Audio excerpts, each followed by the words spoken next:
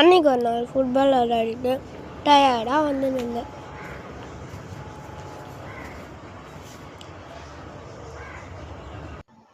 அப்போ லைட்டாக பசிச்சுன்னு டேரி மில்க் எடுத்துகிட்டு வந்துட்டேன். ரூமில் வந்துட்டு டேரி மில்கை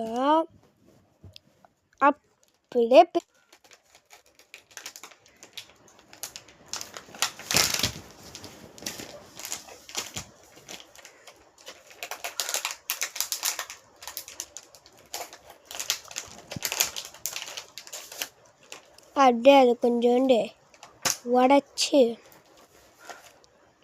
அப்படியே வாயில் வச்சான் பாருங்க, செம்ம இனிப்புங்க, சூப்பராக இருக்கு.